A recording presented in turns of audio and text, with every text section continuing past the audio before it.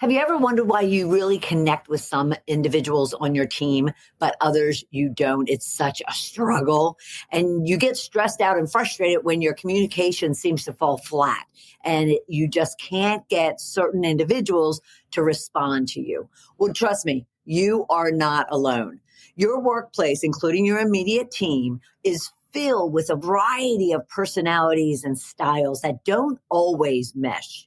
But as a leader, you need to figure out how to get them all communicating, how to get them all collaborating, engaging, and connecting like a well-oiled machine. So that's what I want to talk with you today. I want to go through and discuss the various styles that most likely make up your team and the do's and don'ts of communicating with each other. Lastly, what you can do to better understand all of them and help them to better understand you. So ultimately, as a powerhouse leader, you are going to help drive your team to success, drive your business to success, and ultimately you to success. So stay with us. Welcome to Shedding the Corporate Bitch, the podcast that transforms female corporate executives into powerhouse leaders by showing them how to shed the challenges and overwhelm, along with any fear, insecurity, self-doubt, and negativity holding them back. I'm your host, Bernadette Bose of Ball of Fire Coaching, bringing you powerhouse discussions each week to share tips, advice, and sometimes tough love so you create the riches in your work and life you deserve. This subject of team building is one of my favorite because it really helps individuals to understand what it really takes for a bunch of personalities of various degrees to come together and figure out and fine tune what it's going to take for them all to be successful. And I found a quote quite a while back, and it's not attributed to anyone in particular, but it basically states that building a team is a process, one that requires remarkable levels of discipline, courage, and persistence. And then I just added to it by each of the team members.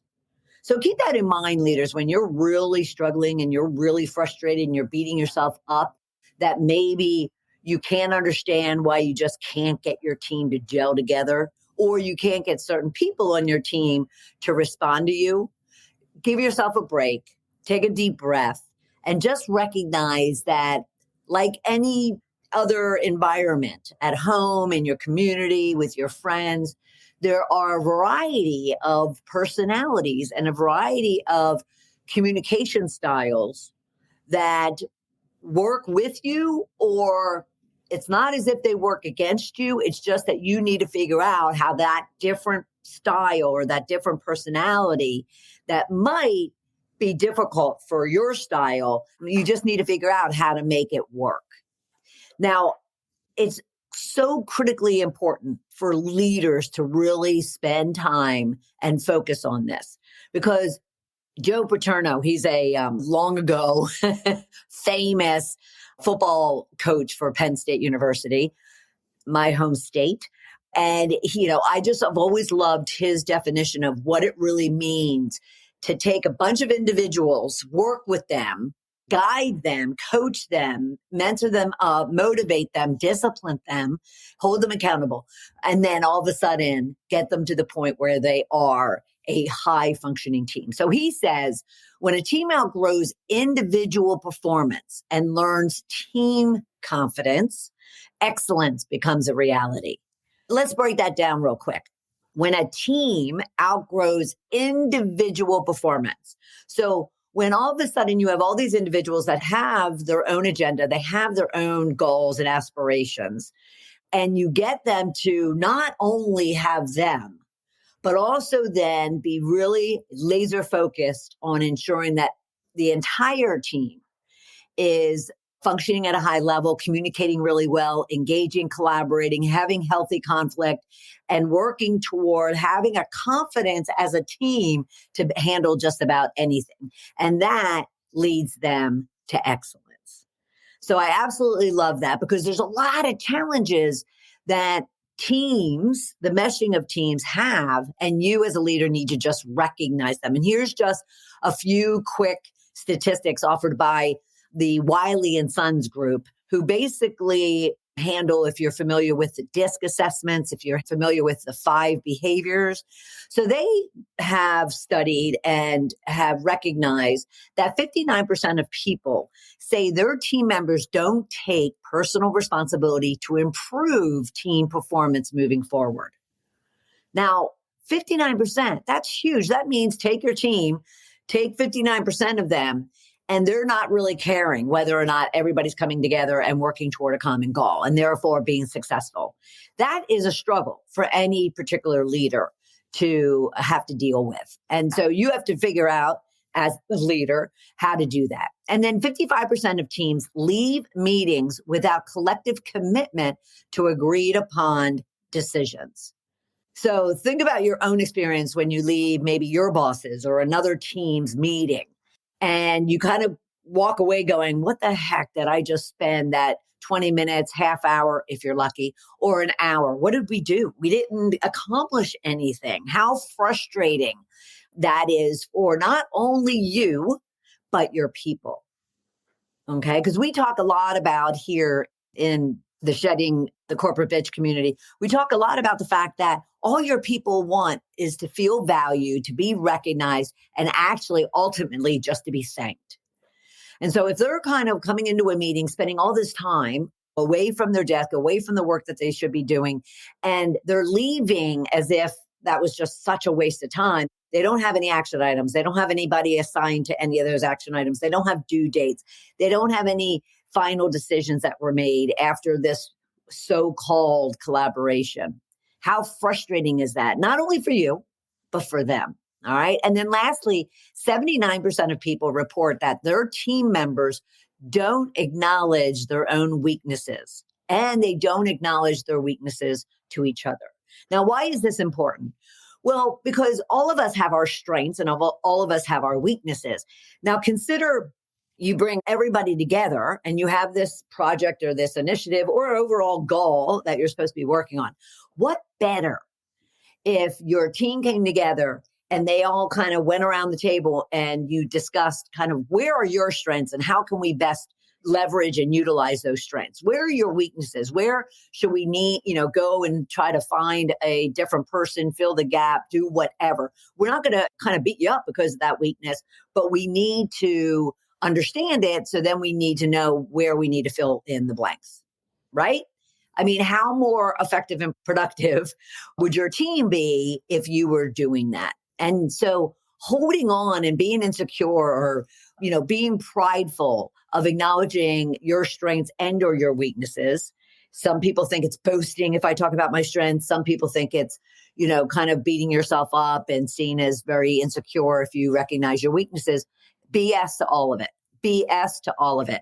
You all need to understand both of those things about each other so you can get the team, the collective team, as I always call it, kind of leveraging what the team is really made up of. Good, bad, and the ugly, so to speak. All right. But that's a big number, 79%. So first I want to talk about, before we get into the various styles that make up your team, is if you want to, as a leader, if you really want to kind of sit down and go, okay, what are the 5 key things I need to ensure that I, as the leader, are embedding into this group of people, embedding into this collective, embedding into what it is we're trying to accomplish, and we're all working our little tails off. But what are those 5 things? Now, of course, you're probably sitting there going, well, I probably wouldn't have said 5. I probably would have said 1 to 3. And you know what? I'm going to give you 5.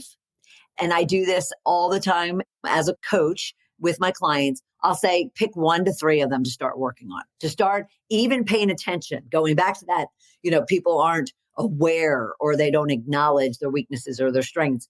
Even if you were to just say, first off, what is the number one thing of these 5 that we really do fall a little flat on and we need to improve? Just that self-awareness and just that acknowledgement and then that action planning around that'll have you looking at a team that looks very different in 3 to 6 months. All right. So 5 functions that you need to focus on if you want to gain confidence in your team, which drives to excellence. All right. The first one and the foundation is trust. You absolutely must have trust in your team. And we'll talk a little bit more about that on another episode, but trust. From that, if you have trust, think about it. If you trust the people around the table that you're not going to get retaliated on, you're not going to get beat up on, you're going to be as transparent, open, and honest as possible. You're going to be able to have healthy conflict. So that's number two, trust and healthy conflict. And then after that, if you have healthy conflict and there's some disagreements, some agreements, some like, well, I'm on the fence, I'm not going either way. You're not looking for necessarily a democracy, a consensus. Everybody has to agree. You're looking for just that even if they don't agree, they're going to support it. So you're looking for commitment to whatever it is that you're laying out, to the decisions that are being made, to the plan that's being created, to the goal that's being established and passed down, whatever the case might be. And once you're able to get those group of people to really commit based on that conflict that they had with that trust, then you're going to be making sure that everyone is able to hold each other accountable to whether or not they're pulling their weight, whether or not they're kind of leveraging those skills we talked about, those strengths, whether or not they're looking for those things to fill in their gaps of the weaknesses. They're reminding each other, which is what accountability is. They're reminding each other of exactly what they signed up for and committed to. And that makes a team that is solely focused on results. They're going down the same path because they trust each other. They already discussed all the pros and cons and the good, bads. They pointed out all the risks, so forth and so on. They didn't necessarily, have to agree 100%, but they at least decided to advocate and support any decision being made or commitment being made. And therefore they all get on board, which makes sure that everyone is then saying, okay, well, we all agreed that this is what we're doing. So they can all remind each other, which then leads to them all being focused on results, being very results oriented. So the 5, and assess your team, put them on a scale of 1 to 10. How highly functioning are they around trust, around healthy conflict, around commitment, around accountability, around being focused on results? And again, identify 1 to 3 of them that you want to begin to work on should you find any holes in all of that. All right. What is it going to take then? What do you need to have or to put into place in order for you to leverage all of that now knowing and kind of begin to work on this with your team? Well, you have to gain an understanding of the team that you have in front of you. But before you can do that, you need to also gain self-awareness within yourself as far as where are your strengths? What are your weaknesses? What is your communication style? How do you want to be managed? How do you not want to be managed? Make sure that you're communicating that to other people so they understand it. You first need to understand yourself. And then, because again, remember, we talked about transparency and acknowledging and accountability. So you need to be honest with yourself, and then you need to turn it on them and then figure out how to get all the team members to get to know each other. All right. So that would be the first thing. Assess yourself and then assess each other. And there's one methodology, it's called DISC, and it's basically a self-assessment, well, more so style, communication, behaviors, motivators, stressors that then look at and place into 4 core different styles what each of your team members and who each of your team members are and what kind of characteristics they reflect. And once you get an understanding of that, you can then and you're discussing and sharing with each other what those styles and characteristics and behaviors are. You can then get a much better idea of how that individual operates, how that individual wants to be communicated to, motivated, provided feedback, supported, tasked, because you're getting more and more kind of under their skin, under the covers around what it is they really need and want to be successful. All right. So again, the DISC, DISC, all capital letters, if you wanted to Google it, And it breaks it down after you take a self-assessment of which you would do for yourself and your team members. And it characterizes you or places you into a primary style, either one of those four, which we'll discuss. And then, of course, there's a combination of all of them. But putting aside the actual methodology of using DISC. And if you ever need to, you could just reach out to me and set up a call so we can have a conversation about what exactly is that. I'm interested for my team. And then we can go into the process and all that. But right now, I just want to share and discuss with you the different styles so you can start kind of paying attention to them for yourself and then for your team members. All right. And these four styles, getting down a little bit to the methodology just for this one purpose, these four styles, there's no good or bad. There's no better or worse. There's no stronger or weaker.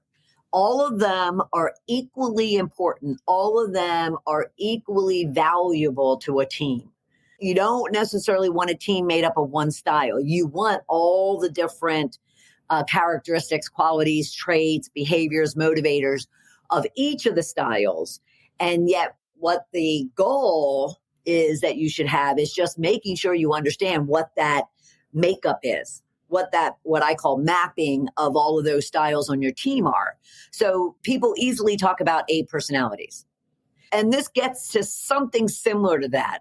But here you're actually looking at 4 different styles that actually exist. And then there's a blending of some of those styles in an individual that then create hundreds of different combinations of personalities and styles that you have on your team.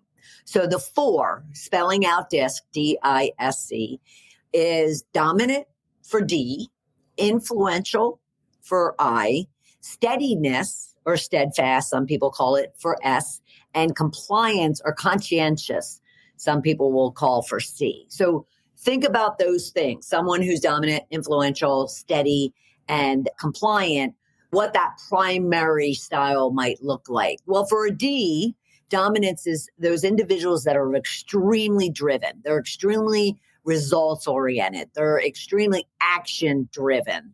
They're very decisive. They're very strong willed. They have a lot of ego, and power and position and authority is very important to them. So if you have one of those styles on your team, there's a certain way you're going to want to communicate with them. All right. And so thinking about how those D's are driven, you then need to know that they're probably want to be communicated to in bullets, short and sweet, facts. Get down to the end goal, get down to the decision or the request of a decision, get down to the nitty gritty, because not the detail. They don't want detail. They're up here at like 150,000 feet. You want to just make sure that you get to your point very quickly with them. Okay. And then your I's are influence. Influence is an interesting word for me because for some people, influence would look like power and position. And actually, influence is more the individual loves to engage and collaborate, storytell. They're the social butterflies of a team. They're the ones who are at 150,000 feet as well, but it's more creative. It's more drawing on a canvas when it comes to, or storytelling, when it comes to working to get their point across or to communicate or to engage other people. They want to bring everybody together and give them a big hug. That's your I's. And as a result of that, I's don't want you to be driven and forceful and in their face. And they're not going to be bulleted. They're going to expect that you're going to spend time with them to have an actual conversation and get creative or get personal and just kind of really paint a canvas when talking with them. They're not going to be that bullet facts, short and sweet, get to the point. They're going to be your talkers. All right. I have some D and I in me. I needed to point that out as I continue to talk. So those are your I's. And then the S's are those steadiness or steadfast individuals. They're the ones who are calm, cool, and collected. They're the ones you want in a storm. They're the ones that will bring everybody together and allow them to feel protected and taken care of. They're very deliberate. They're extremely loyal. They're extremely loyal. And in a lot of cases, especially those that have a blend of other styles, in a lot of cases, there are those warm, cuddly individuals that you can always depend on and that you know what you're going to get from them because they're very predictable. So you know what you're going to get from them. And as a result of that, they want to cooperate. They want to look for opportunities to inject themselves and to also inject other people into what they're doing. They want to work in a team and they want to help each other be the best that they can be. So when you're communicating with them, obviously it's all about what can we do for each other? Not what can I do for you or, what do I need? It's more like, let's make this a win-win for everybody. So your communication is not going to be as brief as a D or as blah, blah as an I, like storytelling as an I, but it's going to be very engaging, very respectful,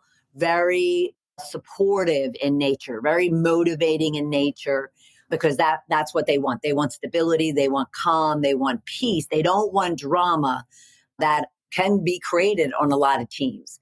And then there's the C's. The C's are your conscientious or your compliant individuals. And think of the word compliant. Compliant means they're very cautious. They're very aware. They're very private. They're the individuals, whereas the I's want to be out and about with everybody. The C's kind of want to be individual contributors in a lot of cases where, put them in a room, giving them their assignment. You're going to know that they're going to get it done on time, on budget, very detailed, specific, very few mistakes. As a matter of fact, when it comes to communicating with C's, don't even attempt to kind of tell them that they're wrong, especially the D's who want to be that power authority. They want to be the right person because C's are so conscientious and they're so compliant, they're so process rule driven that they've dotted every I and crossed every T. So, you're not going to, you might catch them being incorrect, but in majority of the time they're accurate.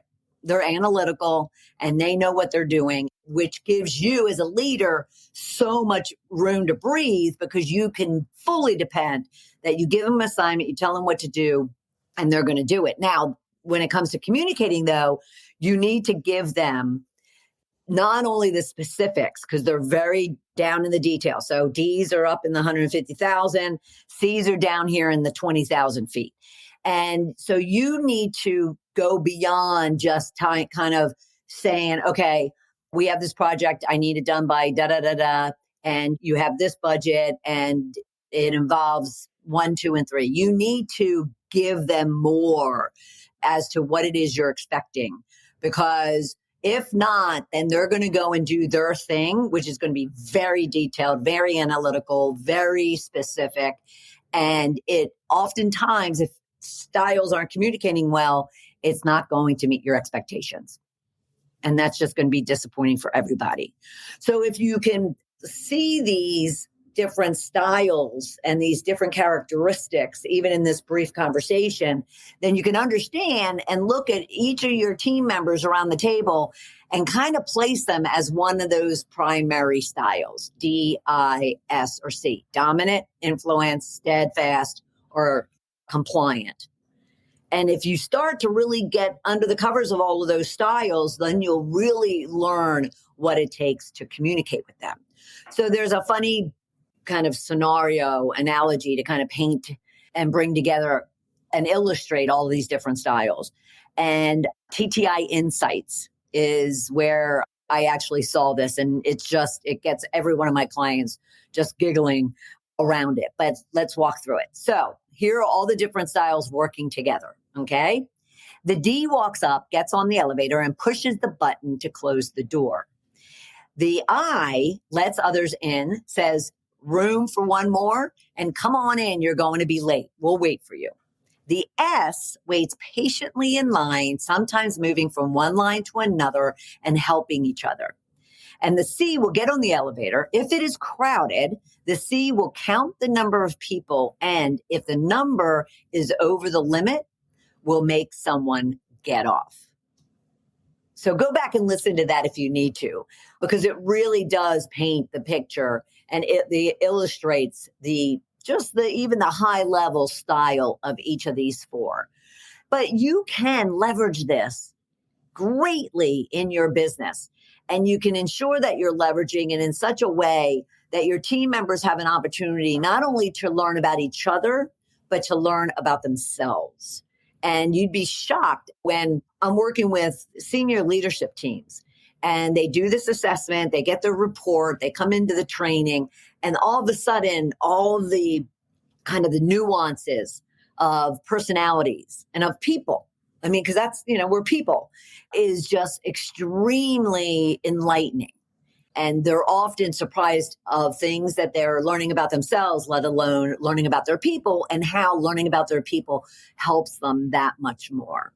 So consider some things you could be doing and walking away with and taking care of for yourself is consider your own communication style, your own leadership style, your own form of trust, healthy conflict, commitment, accountability, and focus on results.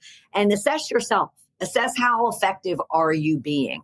Because if you're falling short in any of those areas, it'll ultimately impact you and your team, okay? And then talk with your team members and ask them about what it is that they need to communicate, to be managed, to be motivated, to be given feedback. How do they want to receive it?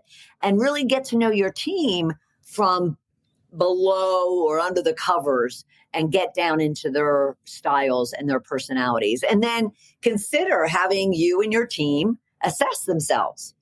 Do a DISC assessment and learn what these styles are and learn their own style, but the style of each of their team members. Because once they do, you'd be surprised that all of a sudden they're paying attention and they're changing their communication and they're changing the way that they approach individuals and they're changing how they're collaborating and engaging with one another. And the next thing you know, slowly but surely, they are forming and gelling and meshing as a highly functioning, excellent team.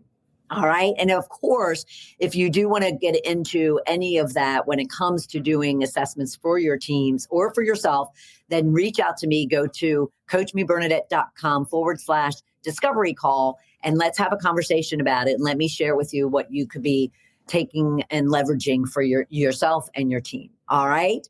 I'm honored that you're here with us this week, and I'll look forward to having you for another episode of Shedding the Corporate Bitch. Take care. Bye.